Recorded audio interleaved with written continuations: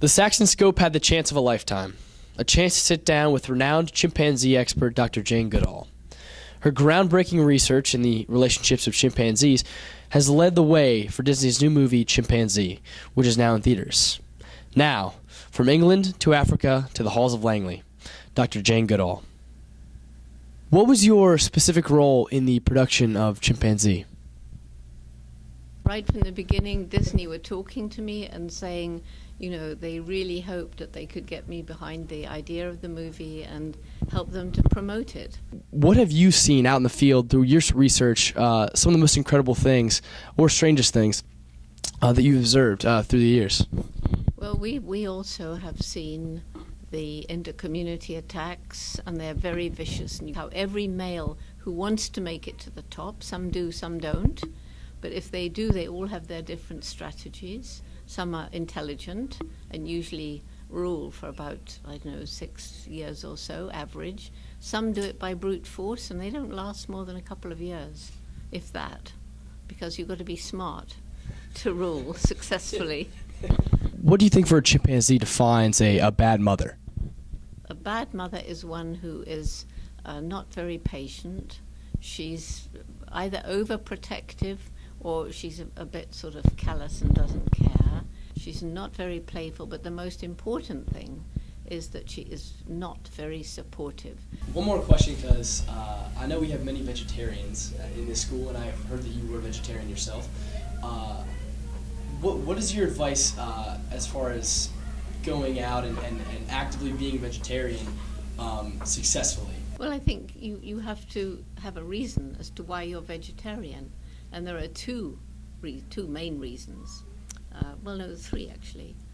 One is your health. It's definitely, I don't think I could do what I do at my age if I was eating lots of meat. I'm pretty sure I couldn't. So it's really makes you lighter. The animals who are kept in these intensive farms have to be fed antibiotics just regularly, which of course you should never do. So they're getting out in the environment, and more bacteria are building up resistance. So people have died from a cut finger because there wasn't an antibiotic strong enough.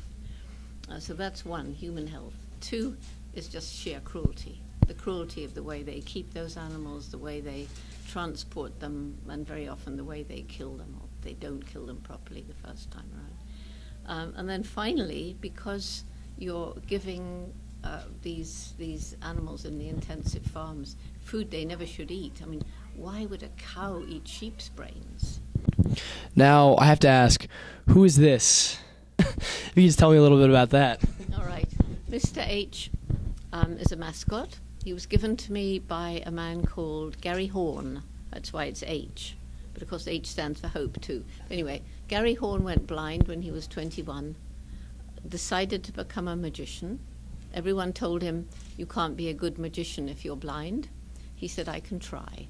He's so good that kids don't know he's blind, and then he'll tell them and say, things may go wrong in your life, but if they do, because we never know, never give up. And he thought he was giving me a stuffed chimp for my birthday 19 years ago, and I made him hold the tail. He said, oh well, take him where you go, and you know my spirit's with you. So we've been together to 52 countries.